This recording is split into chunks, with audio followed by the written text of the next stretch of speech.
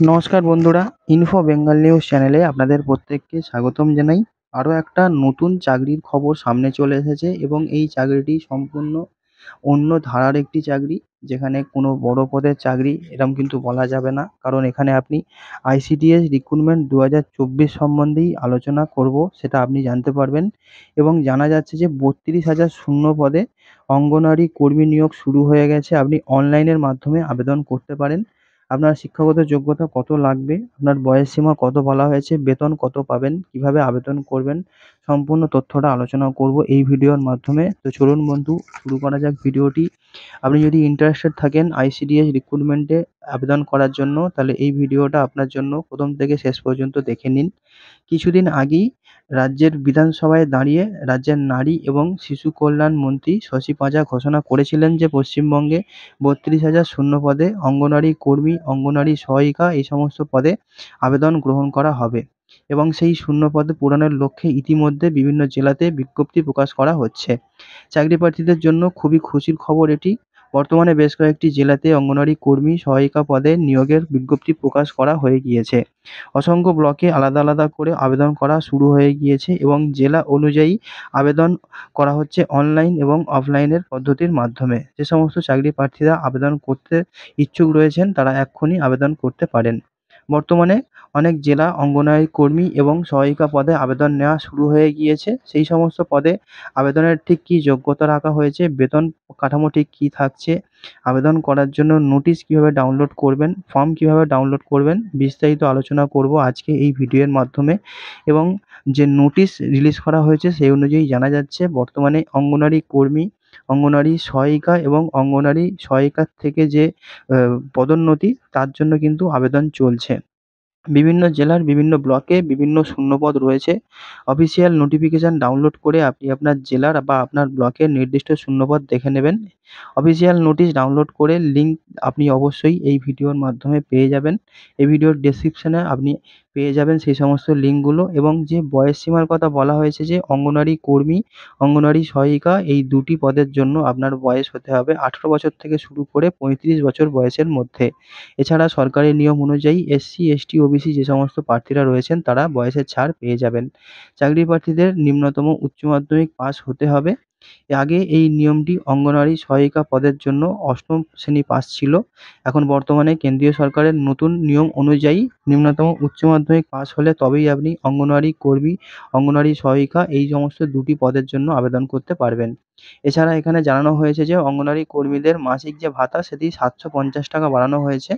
অঙ্গনওয়াড়ি সহায়িকাদের মাসিক ভাতা 500 টাকা বাড়ানো হয়েছে। সুতরাং এপ্রিল 2024 এই সময় থেকে একজন অঙ্গনওয়াড়ি কর্মী, অর্থাৎ যে অঙ্গনওয়াড়ি সহায়িকা, সেখানে 6,800 টাকা বেতন পাবেন এবং অঙ্গনওয়াড়ি যে কর্মী তিনি 9,000 টাকা বেতন পাবেন। এবং চাকরি প্রার্থীদের প্রথমে আবেদন জানাতে হবে, তারপর তাদের একটি পরীক্ষার মধ্যে থেকে যেতে হবে। প্রথমে তাদেরকে 90 নম্বরের লিখিত পরীক্ষা দিতে হবে এবং 10 নম্বরের মৌখিক পরীক্ষা থাকবে। সফল হলে চাকরিতে আপনাদেরকে যোগদান দিতে হবে। এছাড়া আপনাদের যে সিলেবাস ফলো করতে হবে সেটি হলো যে মাতৃভাষাতে একটি প্রবন্ধ লিখতে হবে, যেটি 150টি শব্দের মধ্যে, এটি ক্লাস 8 লেভেল থেকে আপনাকে দেয়া হবে এবং সেটি 15 নম্বরের জন্য। এছাড়া অঙ্ক থাকবে, যেখানে পাটিগণিত আপনি প্র্যাকটিস করুন। সেখানে এমসিকিউ টাইপের কোয়েশ্চেন থাকবে, এটিও ক্লাস 8 লেভেল থেকে কোয়েশ্চেন করা হবে। এখানে 20 নম্বরের জন্য আপনাকে পাটিগণিতের জন্য দেওয়া হবে। পুষ্টি, জনস্বাস্থ্য, মহিলাদের অবস্থা, তার জন্য থাকবে 15 নম্বরের পরীক্ষা। ইংরাজির জন্য 20 নম্বর ধার্য করা হয়েছে এবং সাধারণ জ্ঞান, অর্থাৎ যেটি জেনারেল নলেজ, সেখান থেকে আপনাকে 20 নম্বরের প্রশ্ন করা হবে। এবং জেলা অনুযায়ী আবেদন করার পদ্ধতি আলাদা আলাদা রয়েছে। কয়েকটি জেলাতে অনলাইন আবেদন নেওয়া হচ্ছে, আবার কয়েকটি জেলাতে কিন্তু অফলাইনের মাধ্যমে আপনাকে ফর্ম জমা করতে হবে। অনলাইনে আবেদন করার জন্য সংশ্লিষ্ট জেলা প্রশাসনের যে অফিসিয়াল ওয়েবসাইট আছে সেটি আপনাকে ভিজিট করতে হবে এবং এই ভিডিওর ডেসক্রিপশনে আপনারা লিঙ্ক পেয়ে যাবেন আবেদন করার জন্য। তবে বর্তমানে যে সমস্ত জেলা থেকে আবেদন চলছে, আপনারা সেই সমস্ত জেলার থেকেই কিন্তু লিঙ্কগুলো পেয়ে যাবেন। আর যে সকল জেলাতে অফলাইনে ফর্ম নেওয়া হচ্ছে, সেখানে চাকরি প্রার্থীদের আবেদনের অনলাইনের মাধ্যমে আবেদন করতে হবে এবং এর জন্য নির্দিষ্ট জেলার যে অফিসিয়াল ওয়েবসাইট আছে সেখানে আবেদনপত্র বা ফর্মটি ডাউনলোড করে নিতে হবে। তারপর ফর্মে সঠিকভাবে নাম, ঠিকানা, জন্ম তারিখ, গ্রাম পঞ্চায়েতের নাম, শিক্ষাগত যোগ্যতা, গুরুত্বপূর্ণ তথ্য আপনাকে ফিল আপ করতে হবে। ফর্মের নির্দিষ্ট জায়গাতে আপনাকে রঙিন একটি ছবি সাঁটাতে হবে এবং আপনাকে সাইন করে সেটিকে প্রয়োজনীয় কাগজপত্র অ্যাটাচমেন্ট করে এটিকে জমা করতে হবে।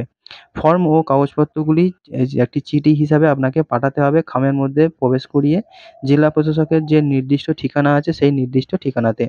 এখানে কোচবিহার রাজ্যের জন্য বর্তমানে কিন্তু এখন আবেদন চলছে।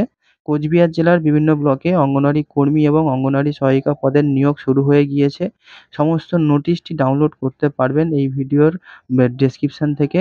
আপনারা ব্লক ভিত্তিক নোটিশগুলো ডাউনলোড করে বিস্তারিত তথ্য দেখে নিতে পারেন। এখানে মাথাভাঙা যে ব্লক রয়েছে মাথাভাঙা 1 সেখান থেকে এখন রিক্রুটমেন্ট চলছে। মাথাভাঙা 2 এই ব্লক থেকে রিক্রুটমেন্ট চলছে। দিনহাটা 2, শীতলকুচি এই সমস্ত জেলা থেকে কিন্তু রিক্রুটমেন্ট চলছে। পাশাপাশি বাঁকুড়া জেলার থেকেও কিন্তু আবেদন করতে পারবেন।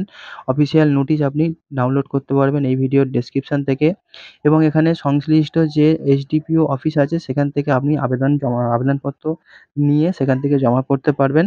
এবং আবেদন করার শেষ তারিখ বলা হয়েছে ১৬ আগস্ট ২০২৪ তারিখের মধ্যে আবেদন করতে হবে। অর্থাৎ কোচবিহার এবং বাঁকুড়া এই দুটি জেলার জন্য কিন্তু বলা হয়েছে ১৬ আগস্ট ২০২৪ তারিখ পর্যন্ত আপনারা আবেদন করতে পারবেন। এবং বন্ধুরা উত্তর চব্বিশ পরগনা জেলার জন্যও কিন্তু এখন আবেদন চলছে। চাকরি প্রার্থীদের অনলাইনের মাধ্যমে নিজেদের নাম নথিভুক্ত করতে হবে। উত্তর চব্বিশ পরগনা জেলা প্রশাসনের পক্ষ থেকে একটি অনলাইন আবেদনের জন্য ওয়েবসাইট খোলা হয়েছে। সেই অনুযায়ী আপনাদেরকে আবেদন করতে হবে এবং এখানেও আবেদন করার জন্য ২৫ আগস্ট ২০২৪ তারিখের মধ্যে আপনাকে আবেদনটি করতে হবে এবং আবেদন করা হয়ে গেলে সংশ্লিষ্ট এসডিপিও অফিসে গিয়ে আপনাকে আবেদনপত্রটি জমা করতে হবে। তো যে সমস্ত বন্ধুরা আবেদন করতে ইচ্ছুক রয়েছেন তারা এক্ষুনি আবেদন করে দিতে পারেন এবং অবশ্যই এই ভিডিওর ডেসক্রিপশন চেক করে নিন, এখানে আপনারা লিঙ্ক পেয়ে যাবেন। তো বন্ধু এই ছিল আপডেট। দেখা হচ্ছে আপনার সঙ্গে পরবর্তী ভিডিওতে। সবাই খুব ভালো থাকুন। Good bye.